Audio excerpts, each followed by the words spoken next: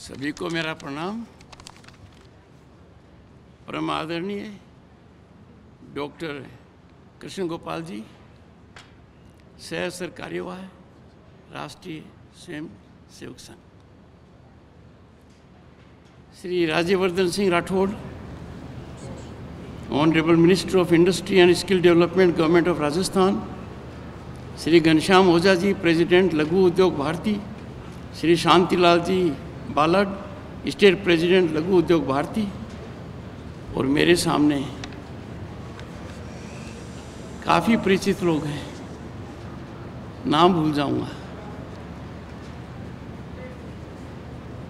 निम्बाराम जी हैं, बाबूलाल जी हैं, प्रकाश जी भाई साहब हैं, और कुछ तो साधुवाद के पात्र भी हैं। इतने बड़े काम के अंदर इस हवन में उनकी आहुति दी गई है। श्री ताराचंद जी गोयल, श्री महेश बल्दवाजी, श्रीमती श्रीमला पई, श्री आईसी अग्रवाल और श्री अशोक पाटनी। ये ऐसा काम है जिसमें जितना दिया जाए कम है।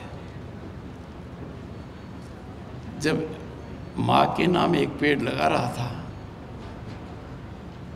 तो माननीय प्रकाश जी ने कहा, एक बार ऊपर देखो।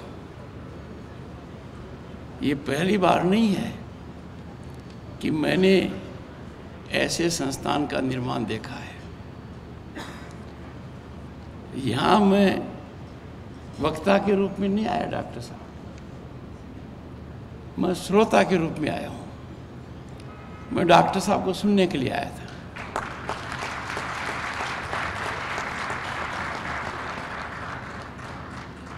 जब लोग आईना नहीं दिखाते हैं तो ऐसे स्थान पर आते हैं तो आईना दिख जाता है। पहली बार मैंने देखा है, मेरी व्यवस्था को समझते हुए डॉक्टर साहब ने कम से कम समय में पूरा साल सबके सामने रख दिया है। ये संस्थान देखिए, सोमन सिंह जी स्मृति कौशल विकास केंद्र, नाम ही सब कुछ है। आप लोग परिचित होंगे उनकी क्या कार्यशैली थी। सर्वप्रथम मैं उनको श्रद्धांजलि अर्पित करता हूँ। उन्होंने ऋषि दधीची की भांति अपना जीवन राष्ट्र को समर्पित किया। उनके सामने बहुत अच्छा विकल्प था, उसमें भी देश की सेवा होती, पर उन्होंने बहुत गहराई से अपने आप को देश सेवा में समर्पित कर दिया। इस संस्था को उनके नाम से जोड़कर उनकी स्मृति को तो अमर किया ही है, पर यह उत्कृष्ट मार्गदर्शन का लक्ष्य भी हमें दिखाता है। इसके लिए लघु उद्योग भारती की मैं प्रशंसा करता हूँ, साधुवाद के पात्र। और जैसा डॉक्टर साहब ने कहा है, गुणात्मक बढ़ोतरी इस प्रकार के कौशल के अंदर से होनी चाहिए। डॉक्टर साहब ने बहुत गहराई की बात कही है कि आज देश में आर्थिक विकास हो रहा है, भारत लंबी छलांग लगा रहा है। एक दशक पहले हमारी अर्थव्यवस्था डगमगा रही थी, आज 5वें स्थान के ऊपर है दुनिया में, 1-2 साल में 3रे स्थान पर होगा। विकसित भारत 2047 अब सपना नहीं है, ये लक्ष्य है। ये लक्ष्य निश्चित रूप से प्राप्त होगा, पर मेरे मस्तिष्क पर जो एक बात आज अमिट हो गई है, डॉक्टर साहब के उद्बोधन से जाहिर हुई है कि ये कैसे हो, हमें कैसा महसूस करना चाहिए। विकसित भारत का रास्ता जो आपने दिखाया है, ग्रामीण परिप्रेक्ष्य जाता है, लघु उद्योग से जाता है, ऐसे कौशल केंद्रों से जाता है, क्योंकि विकसित भारत की जो चुनौती है वो हमारी आय जो प्रति व्यक्ति है उसमें 8 गुना बढ़ोतरी होना आवश्यक है। ये बात ठीक है कि चाहे जल हो, चाहे थल हो, चाहे आकाश हो, चाहे अंतरिक्ष हो, भारत बड़ी छलांग लगा रहा है। संस्थागत ढांचा विश्व स्तरीय का है, पर इन सब के बाद भी एक चीज होती है, राष्ट्रवाद, राष्ट्र प्रेम। हम भारतीय हैं, भारतीयता हमारी पहचान है। राष्ट्रवाद से हम कभी समझौता नहीं कर सकते। और राष्ट्रवाद में निहित है कि देश का हर व्यक्ति अपने आप को समृद्ध और सुखी पाए। और वो तभी संभव है जबकि हमारा सोच कुटीर उद्योग पर जाए, ग्रामीण उद्योग पर जाए, हमारा सोच लघु उद्योग पर जाए। इनके कई फायदे एकदम सामने नजर आते हैं। जो बड़ी समस्या उभर रही है उसका समाधान सामने है। और मैं तो यहां यह कहकर जाऊंगा कि भारत सरकार का जो मंत्रालय है वो वर्तमान में इस मामले में बहुत सक्रिय है। मेरी उनसे चर्चा हुई, मैं दंग रह गया। मैं जाकर उनसे 2-4 दिन में दोबारा चर्चा करूंगा और यहां भी जितना योगदान उनका हो पाए वो निश्चित रूप से होगा।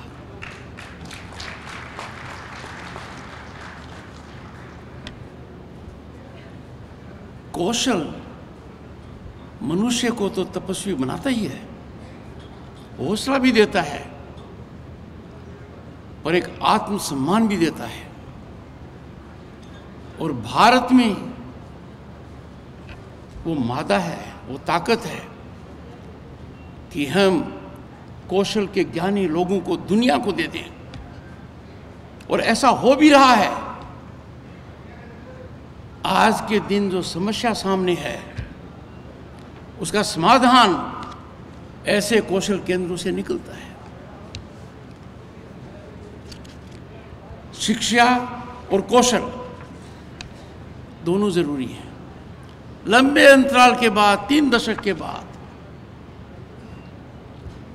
चिंतन मंथन के पश्चात एक नई शिक्षा नीति का निर्माण हुआ, राष्ट्रीय शिक्षा नीति। उसमें कौशल पर बहुत ध्यान दिया गया है और कहा गया है कि डिग्री पर डिग्री लेने से कुछ नहीं है। आप किसी भी काम में कौशल रखते हैं तो आप समाज के विकास में बहुत बड़ा योगदान करते हैं। जब मैं देखता हूं कि गांव के अंदर अन्न पैदा होता है, कृषि उत्पादन गांव में है, पर उनमें जैसे कहते हैं there is no value addition, there is no marketing. यदि अगर समस्या का हल निकालना है, मौलिक रूप से निकालना है, तो वही पुरानी हमारी संस्कृति है जिसकी वो डॉक्टर साहब ने संकेत दिया है। तब ऐसा क्यों होता था? We must have an economy that replicates our civilizational wealth of knowledge of economy, and we act in a manner to evolve integrally a model of self-sufficiency. Doctor साहब ने अपने भाषण में 2 बातों की ओर संकेत दिया और मैं भी ये कहना चाहूँगा युवा वर्ग को, आप कल के कर्णधार हैं। विकसित भारत आपकी पूरी मांग करता है। जो ये मैराथन मार्च चल रहा है विकसित भारत का, जो देश में हवन हो रहा है, उसमें आपकी आहुति सबसे महत्वपूर्ण है। हमारा समाज क्या मांगता है? समाज में संतुलन की आवश्यकता है, हमारे अधिकार हैं, पर अधिकारों के साथ साथ हमें कर्तव्य बोध भी होना चाहिए। 3 बातों पर विशेष ध्यान दूंगा। हम बाहर से आयात करते हैं, उन वस्तुओं का आयात करते हैं जो हमारे देश में निर्मित होती हैं, और आयात का एक ही आधार है कि आयात करने वाले को कुछ आर्थिक लाभ है। और आर्थिक राष्ट्रवाद को हम तिलांजलि नहीं दे सकते। स्वदेशी का बहुत बड़ा अर्थ है बी वोकल फॉर लोकल, हमारी आवश्यकता है। जब हम उस वस्तु का आयात करते हैं जो देश में निर्मित होती है, तो इसके 3 दुष्परिणाम होते हैं। पहला, हमारा विदेशी मुद्रा का भंडार है, उसमें एक छेद होता है। दूसरा, जो हाथ यहां वो बना सकते थे, उनसे काम छीना जा रहा है। और जो लघु उद्यमी अपना साहस दिखा सकते थे, उनकी प्रगति को कुंठित किया जा रहा है। मैंने 35 वर्ष देखा है विदेशी मुद्रा भंडार की क्या अहमियत है। देश का सोना स्विट्जरलैंड के 2 बैंकों में गिरवी रखा गया, क्योंकि भारत का विदेशी मुद्रा का भंडार $1 बिलियन के आसपास था, झोले खा रहा था। आज ये $700 बिलियन के बराबर है। दूसरा मेरा ये आग्रह है, कच्चे माल का निर्यात क्यों? जिसके पास भी कच्चा माल है, it can be mineral wealth, it can be other raw materials, धागा हो सकता है। जब हम कच्चे माल को देश के बाहर भेजते हैं, तो बाहर भेजने वाले को तो अर्थ लाभ हो जाता है, और वही 3 दुष्परिणाम होते हैं। भारत जैसा देश can not add value to its raw material. हम वैल्यू ऐड करेंगे, लोगों को काम मिलेगा, उद्यमी को प्रोत्साहन मिलेगा। We must believe in it. और ऐसा सरकार को करने की आवश्यकता नहीं है। Economic nationalism must be nurtured by trade, industry, commerce, their organisations. और मान लो हम प्रगति कर गए, आर्थिक रूप से संपन्न हो गए, और हमारे में संस्कार नहीं रहे, तो क्या होगा? संस्कारों का सर्जन करना बहुत जरूरी है। जब ऐसे कार्यक्रमों में मैं आता हूं, तो मेरा मन जानता है कि यहां जो भी व्यक्ति है, वो मेरे लिए एक बहुत बड़ा आदर्श है। मेरी आपसे गुजारिश है, क्योंकि ये चिंता का विषय है। हम भौतिक आवश्यकताओं में इतने व्यस्त हो जाते हैं कि बच्चों में मूल्य, चरित्र और नैतिकता का निर्माण is relegated to the back seat. हमारी संस्कृति ने हमें सिखाया है पर्यावरण का सर्जन कैसे करना। आज तो क्लाइमेट चेंज अपने आप के अंदर भयानक बीमारी बन गया है। पूरी दुनिया चिंतित है, क्योंकि कोई दूसरी पृथ्वी तो हमारे पास रहने के लिए नहीं है। Climate change has become existential challenge. इससे निपटने में हर व्यक्ति का कर्तव्य है। मुझे कई बार इस प्रश्न को का सामना करना पड़ता है कि एक आदमी क्या करे। अरे भारत में बड़े परिवर्तन के लिए एक आदमी का ही योगदान है। हमारे सांस्कृतिक विचार हों, संसाधनों का विवेकपूर्ण अपने उपयोग करें। कोई व्यक्ति कह दे मैं तो आर्थिक रूप से बहुत संपन्न हूं, इसलिए ईंधन हो चाहे गैस हो चाहे पेट्रोल हो चाहे डीजल हो, उसका उपयोग मैं कर सकता हूं क्योंकि मेरे में आर्थिक अक्षमता है, वो गलतफहमी में है। We must engage into optimal utilization of natural resources. इसी वर्ष 26 नवंबर को संविधान अपनाने की शताब्दी की अंतिम तिमाही है और हमारा संविधान हमें जहां बोध कराता है हमारे अधिकारों का, वो हमारा ध्यान आकर्षित करता है हमारे दायित्वों पर भी, कर्तव्यों पर भी। और हमारे कर्तव्य क्या हैं? राष्ट्रहित सर्वोपरि रखना, समरसता और मातृत्व का निर्माण करना, सांस्कृतिक विरासत का संरक्षण करना, पर्यावरण की रक्षा करना।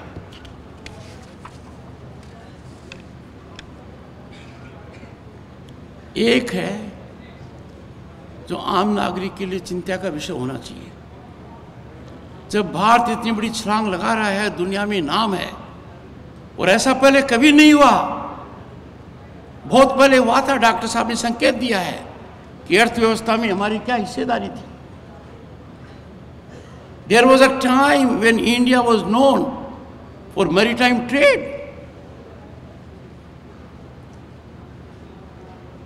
वो जमाना था, बीच का कालखंड थोड़ा ऐसा चला गया, पर गत दशक से हालात कुछ सुधर गए हैं।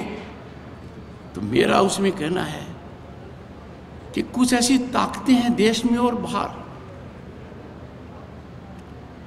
जो भारत की प्रगति को पचा नहीं पा रहे हैं। देश को खंडित करने का, देश को विभाजित करने का, देश की संस्थाओं को अपमानित करने का सुनियोजित तरीके से एक कृत्य हो रहा है। आम नागरिक की इसमें बहुत बड़ी भूमिका है। We must neutralize in togetherness every anti-national narrative. क्योंकि एक चीज अब साफ हो गई है, ये नहीं कहा जा सकता कि India is a nation with potential. That stage is behind us. India is on the rise, and as I said, rise is unstoppable. मेरे मन में कोई शंका नहीं है कि सोवन सिंह स्मृति कौशल विकास केंद्र मां भारती के वैभव की साधना का मार्ग प्रशस्त करेगा। लघु उद्योग भारती के प्रयासों की सराहना करता हूं,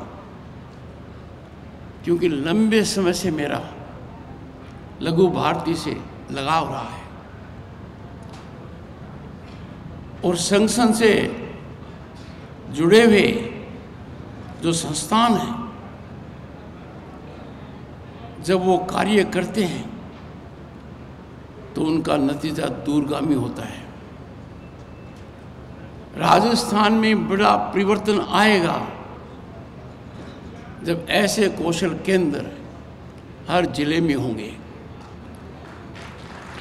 अब आज के दिन लगता है कि हर जिले में होना मुश्किल है, ऐसा नहीं है। हमारे समाज में हैं ताराचंद जी जैसे लोग, अनेक हैं, महेश बलदवा जैसे, श्रीमती शर्मिला पई जैसे, आईसी अग्रवाल जैसे और श्री अशोक पाटनी जी जैसे आप हर जिले में ढूंढ सकते हैं, और ये निर्माण अति शीघ्र चालू होना चाहिए। मैंने जब चर्चा की, कौशल मंत्रालय में एक अधिकारी है, वरिष्ठ आईएएस अधिकारी,